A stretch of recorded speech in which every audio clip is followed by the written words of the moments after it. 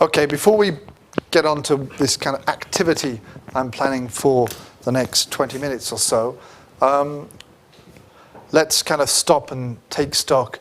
Is there any things you want to ask? Any questions about the course, about first topic, about the essay?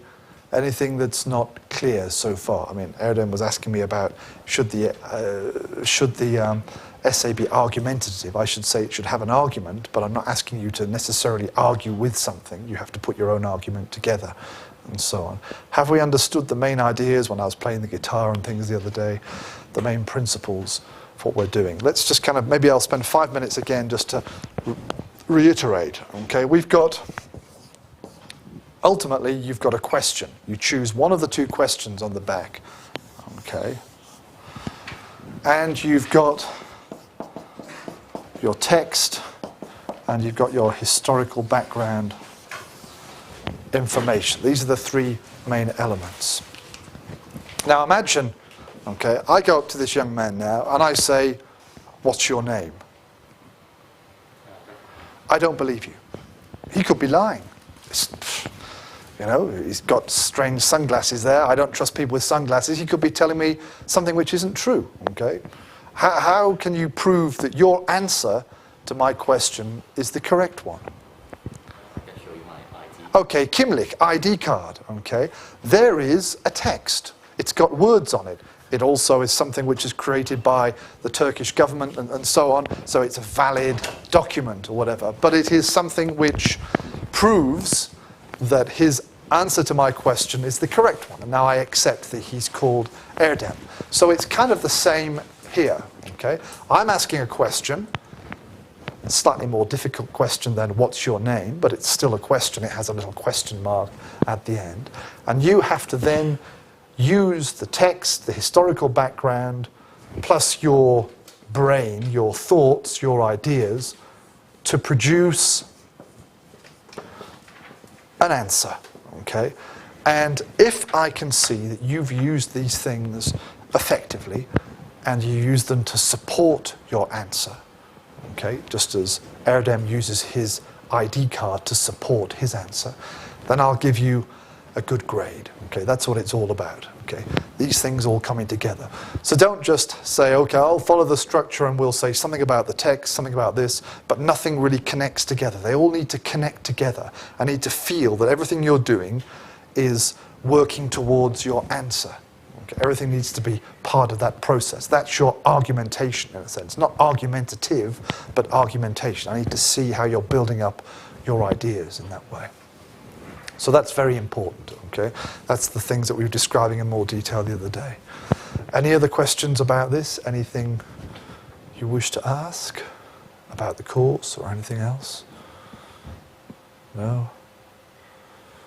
Okay, Tujay? Are we going to write 2 essays in our final or short essay questions?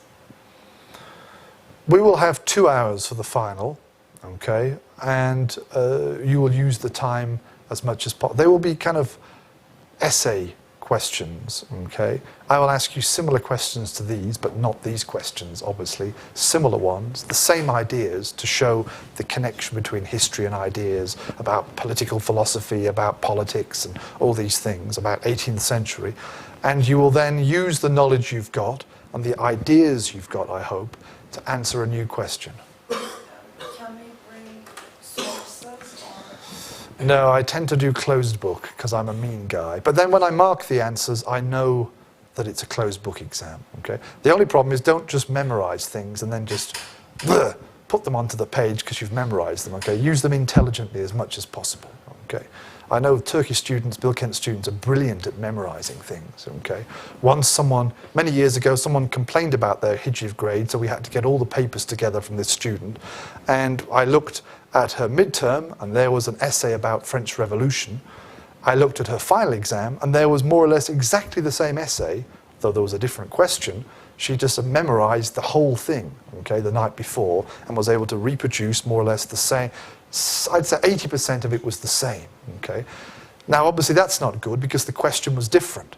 So what I'm asking you is to use your ideas. This actually ultimately is the most important bit, the brain, okay?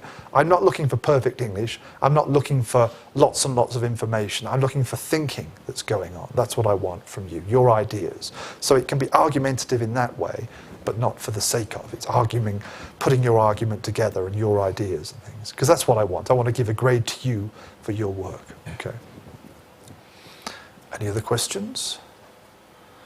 Okay, let's do something different, as I said now. We'll minimize this. Not so perhaps good for the online videoing and so on. Maybe we can cut bits of this out because there's points when I won't be talking very much. I want you to do some talking and some thinking. Here is a painting. Who is this? Do we know? Louis XIV again, okay? The King of France. Here he is again. Let's write him up if I haven't got him already. Okay, and we'll talk a bit more. If we've got time at the end today, I'm actually going to come back to him again. But before we give some details, let's sort of understand this ourselves. Okay, nice painting, nice legs, very nice legs there. What I want you to do now is look at this picture carefully. Okay, not just at the legs, everything in there. Think a little bit about it and think what's it trying to do. What message is it trying to give across here, okay? And then think on your own for a few minutes, then I'll maybe get you to talk to the person next to you to share your ideas, and then we'll share all the ideas together in the class. So have a look at this for a few minutes, and then I'll ask you to talk amongst yourselves, the person behind or next to you and things, so we can build up. So our question is, okay, what does this tell us about this man, okay? What's the message that we're getting from this picture, okay?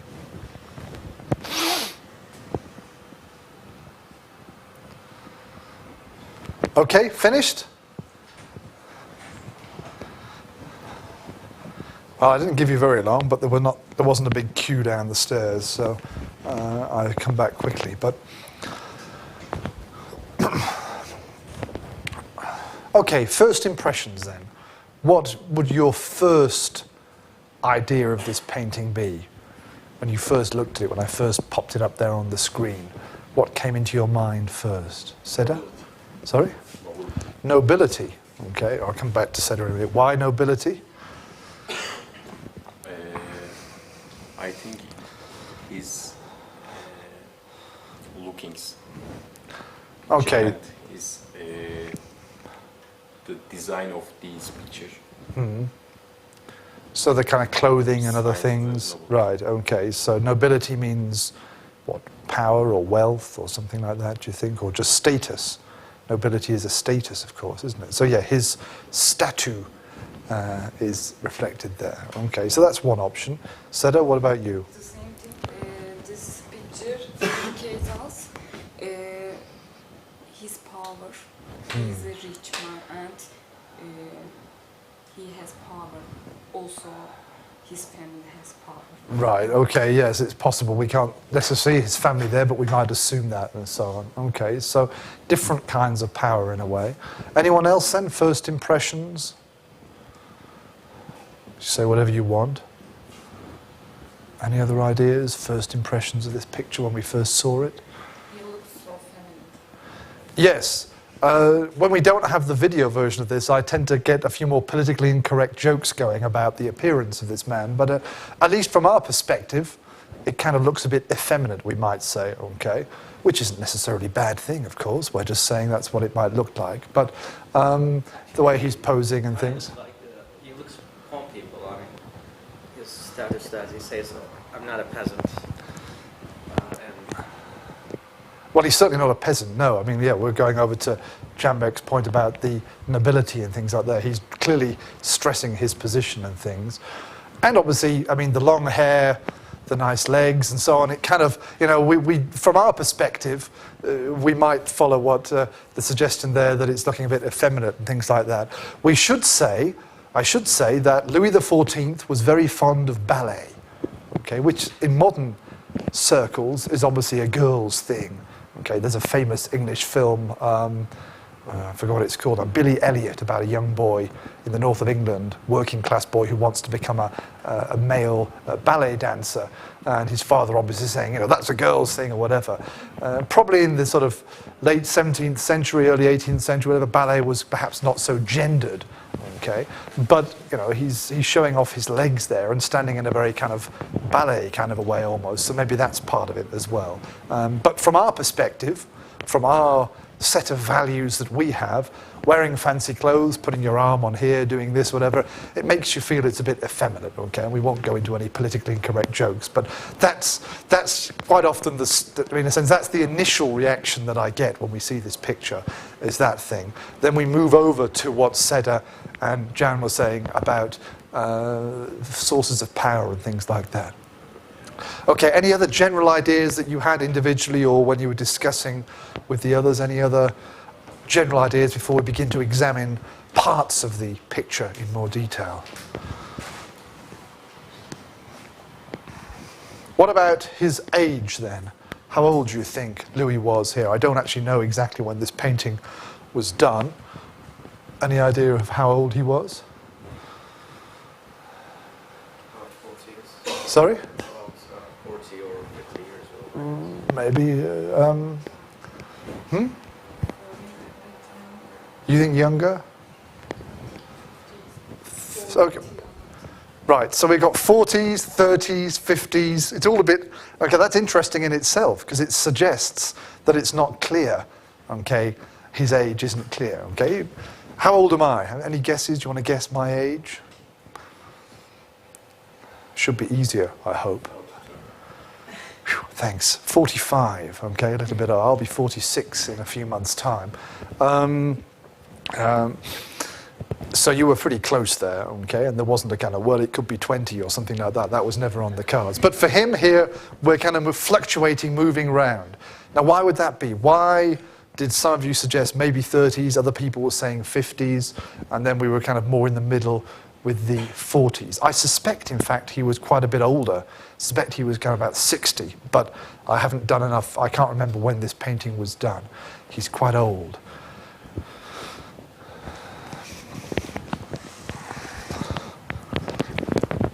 He has the body of a young man, but his face actually suggests that he is... Yeah, if we look at the picture, isn't very big, but there's kind of, you know, things around here making...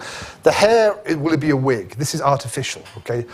Most noblemen, okay, because he's a nobleman, he's a special nobleman, he's a king, but most wealthy people in this period wore wigs. You've bound to have seen movies and things, period dramas set in Western Europe in that period on TV, whether in English or doublage, and then at some point the wig comes off and you see that it's an old man underneath. So I'm fairly certain that he's wearing a wig, okay, and his hair is presumably shorter and probably even greyer than mine underneath that. But as Erdem says, his face to me looks a little bit older, but maybe that's wishful thinking because I want to be a young man, I don't know.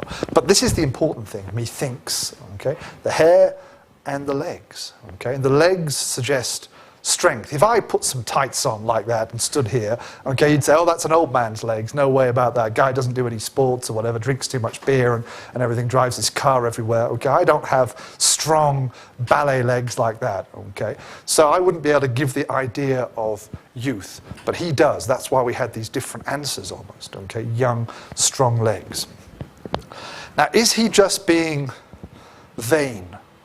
You're all young, you don't have to worry about these things yet. A couple of decades' time, you'll start to think, I wish I was younger, I wish I looked younger, and start to colour my hair or something like that, okay? Is he just doing that? Is he just wanting people to think he looks younger because he doesn't like to be middle-aged or 50 or 60, whatever it is? Or is there something else that's going on with this youthfulness that we've been discussing? What do you think? 2J? Because of he is chosen by the gods, he tried to prove that he has an eternal life. Okay, that's one idea. Yeah, okay, yeah. I suppose if you're... God is omnipotent, omnipresent, and so on. God is eternal, of course. So if you are part of the sacred nature, then you have some of that eternity, agelessness, or something like that. So it's not vanity. It's part of a religious message. That's certainly a possibility, I suppose, in that sense. But think about those lovely legs again. Okay, let's look at those legs again because I like these legs. Youthful legs, we said. What else? What other legs are there? They're not just youthful. They are also what? What thing goes with youth? What other aspect of youth is he trying to show here? No. They're muscles, okay? There are muscles. Okay, he's standing like this, blah, blah, blah, but there are muscles there. So what are these legs are what? They are strong, okay? Strength. I think they're trying to stress, I mean, there is some sort of muscles here and so on, okay? He's trying to show strength. Youth is strength, age is weakness, okay? That's a stereotype, but it's also has a basis in reality. So by exposing these strong legs, he's showing his youth, but it's youth not for the sake of. Possibly he's trying to show his strength, okay? He's trying to show my strength, physical strength, and by extension, other kinds of strength as well, maybe. Okay. So with the help of the wig, and maybe his legs were like this because he did ballet, or maybe they've been exaggerated for the painting. Okay, we've got one element there as well. Okay, we've got plenty more things to say. Let me just move to this side now. I love France because of his clothes. France flag. Okay, so he's being patriotic in that sense. He's reflecting the country. He's showing the country, but he is the king of the country as well. So it's not just, I mean, you're all patriotic Turks, and tomorrow, late in the evening when England plays football for the first time in the World Cup, although I'm Welsh, I'll be supporting England, I'll be patriotic in that sense, but he's more than that. Okay, and this man is very famous for saying one of his most famous quotations is "L'État, c'est moi," which I don't know if anyone knows any French. It means the state is me. I am the state. Okay, I am the same thing as the state. So this point about reflecting the country, it goes beyond that simple thing. You're right, but he's saying, I am France. Okay, this is France. I am the center of that. That's the key. So that's a good point. Okay, so we've got strength and we've got the country here, okay? The king is the country in that sense because he's the center of everything. He's the ultimate power, okay, in that. Okay, Jan mentioned about nobility and said it was going to say the same thing she said at the beginning. How does he get his nobility across? And what do we said a bit about nobility. Can we build upon that now? What other images are coming across? The idea of a nobleman.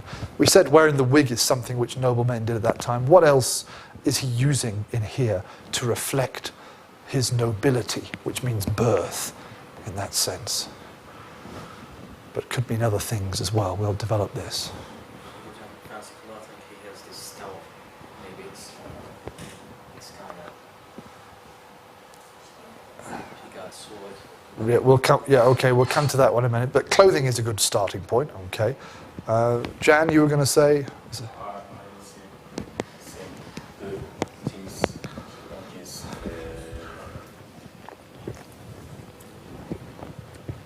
Oh, clothing, you mean round here? I don't know what these technical terms is for these. Buyurun.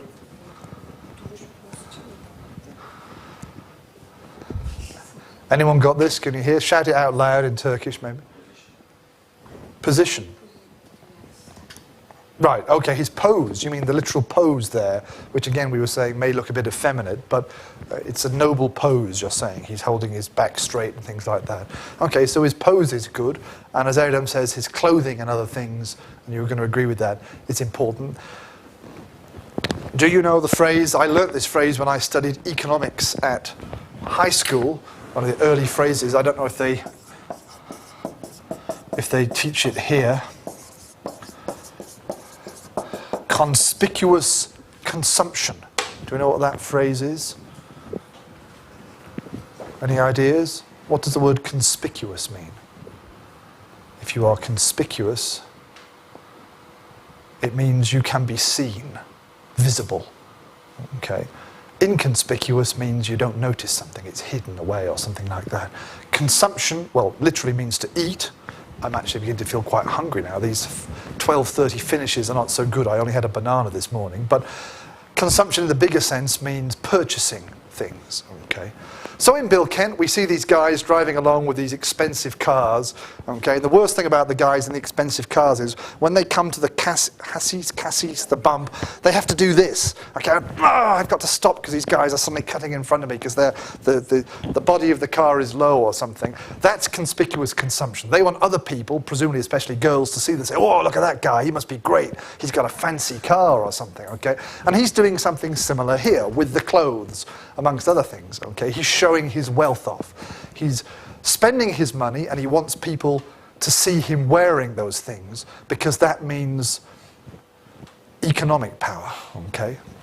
So we've got physical strength and then the clothing and maybe all the fancy other stuff there also showing his wealth. Okay, and he's the king, so he's presumably the wealthiest man in the country, perhaps, as well. Kings and queens are not necessarily the wealthiest people today, but they probably were in those days.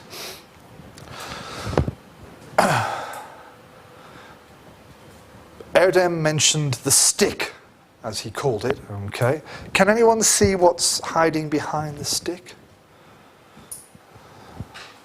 It's not very clear. If the lights were off, it might be a bit clearer. It's a crown, okay? And probably the stick is what we would call a scepter. It'll have a bauble thing at the end. Crown and scepter, what do they reflect? If you have a crown and scepter as well. What kind of political power? Would a parliament have a crown? Yeah, a king. So royal power, okay? Royal political power, okay? The crown is there to say, I'm not just a nobleman, look at my wealth, I'm a king, okay? The scepter is doing the same thing, okay? They're a bit dark. I mean, maybe in the original painting you wouldn't have a problem seeing it and so on, and it's a bit brighter here. But those, I think, are symbols, images of his power. Okay, and in the ceremony, you are given the crown, it goes on your head and so on. That's what makes you a king or a queen. Okay, that's part of the ordination, whatever, as king or queen. Okay, so we've got wealth, we've got economic power, we've got the concept of the country, of the sort of patriotic identification with the country. We've got lovely legs, we've got youthful strength, power, in a physical way, perhaps, okay? We've got royal power. Anything else here? There must be one or two other things, I think, that might be useful. What are the while I'm trying to get some other points from you, any other ideas that you discussed that you want to share? Any other ideas that you came up with while I was buying my Coke?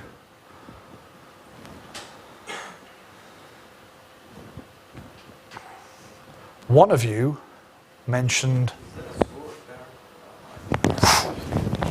it's a sword, yeah, okay, sticking out here. But he's conveniently pulled his kind of cape thing, whatever it is, over or out to reveal the hilt of the sword. Okay, and it's presumably in a scabbard or something hanging down there. Right, okay, he's trying to show his militaristic strength, his warrior strength, okay? He's not just some effeminate guy by our standards, whatever we were saying before. He could take you on and he probably was a very capable swordsman, okay? Noblemen at that time probably had lessons in fighting, and that was not a fencing sword, it's a big thick one probably, but it's important. And why is it important? It's important because of the warrior strength. It's important because the king would lead and make decisions about warfare and so on. And Louis, in fact, did try to reorganize the military organization of France and so on. So that's another one.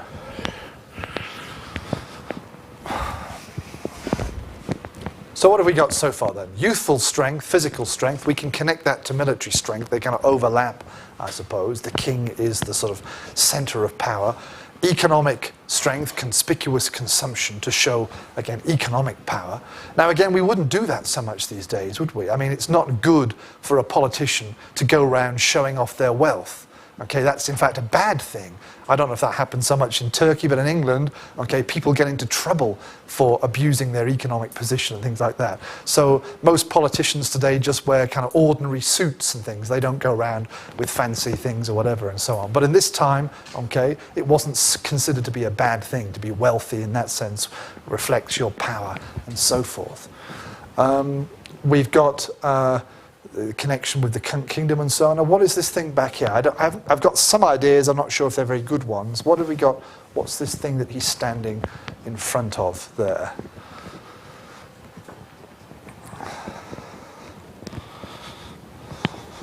Column. Architecturally, who invented this kind of thing? Do we know? What does this tell us? It could be an historical reference, that's what I'm asking. This column here, coming down here and then carrying on down there, there's some picture and so on. What does it make you think of? If you think historically, when you see a column and then you see a little statue or picture like that, which period of history perhaps might you think about?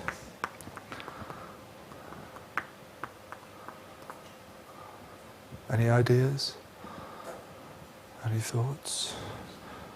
It makes me, at least, think of like Greeks and Romans, okay? They're the ones that produce these great statues, you know, the ones where the heads are missing these days. And the Greeks came up with all the different forms of architecture and things like that. So he's got a kind of reference back here, whether deliberately or not, I don't know, to sort of classical heritage.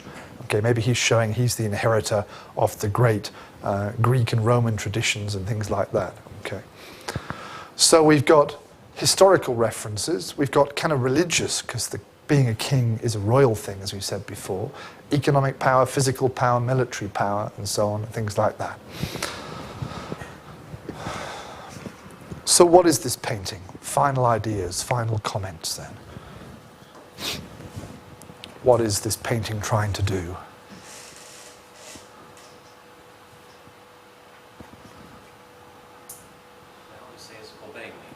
Right, okay, that's a good point. Obey me, okay? I have all these powers of one sort or another. I am the king. I am the state, as we said, okay? You have to obey me, okay? Now, we may or not... And if he is the state, then in a sense that's a good idea. We could go beyond him as personality focus. You could say, here I'm not reflecting just myself. I'm trying to show the power of France because I am the state, okay? So I'm reflecting not my individual powers, but also the power, military power, wealth of my country, okay? So this is not just a personality cult image for him individually, but it's a statement to the rest of the world, obey France. And France was a very powerful nation at that time, militarily and otherwise as well, of course. So he was one of the most powerful kings of France. Any other final thoughts then? Any other comments, suggestions? So we've kind of moved quite a long way. We started with, well, kind of, he looks, we can't even decide on his age, he looks a bit effeminate and so on. And we've come up with quite a carefully constructed political statement, whether about the king himself or even about the country. Okay, this is propaganda. We use political propaganda today in different ways, okay, and politicians have to use it in a way, and this is an example of that, okay? It's an historical document, and we have to analyze the details and build up the picture as we've done, okay? We could be wrong. We could be completely wrong. If we could go back a few hundred years in time and meet the painter, I've forgotten his name now, or meet Louis and say, okay, what are you trying to do about this? He might say, well, I just want to show my legs off, that's it, okay? Nothing more to it. Don't get clever about this, guys. Okay, I just want everyone to see I've got nice legs because I do all this ballet. I suspect that wouldn't be the case. I suspect that if he was being honest, he would say at least some of the things we've been saying, okay? So the message here for you is, even with a painting, but mainly when we look at texts, you know, you have to take everything and be suspicious and say, what are they trying to do? What's the purpose of this? Don't take things at the face value, at your first impression of nice legs or effeminate or whatever it might be. Look at it a bit more. Remember that people in the past had different ideas, had different understandings. Like I said, politicians today would not pose like this with expensive clothes because it would show them to be showing off. That wouldn't be good for their political image. But at that time, it was a good thing. Okay, it showed the strength and so on. We see his legs in one way, but they would have seen his legs more as a statement of power and things like that. They wouldn't have laughed at him or whatever. So history is about understanding the minds and mentality of people in the past, what they write or what they paint. It shows us perhaps a different approach to life. Okay. Right, there's about 9 minutes left or so, 10 minutes left. To save time, no, we'll finish there. We'll stop a bit early, okay? That's fine, because I won't have time to go back onto PowerPoint show and things. So let's stop there. I'll hang around for 5 minutes, so if there's any questions about the essay, anything you're not sure about, okay, you can let me know. I'll do a kind of little miniature office hours for a few minutes until I actually officially leave the room. Otherwise, we'll carry on with our lecturing. We'll again actually go back to him and say a bit more about what he did on Monday, okay? If you have any questions about the course, anything not clear, if you want to suggest more interpretations of the painting or anything, you can send me an email. I check my email all the time, okay, even over the weekend. Any problems you have, any issues you've got, you can let me know, or you can talk to me on Monday. Otherwise, I hope you all have a nice weekend, okay, and watch a bit of football.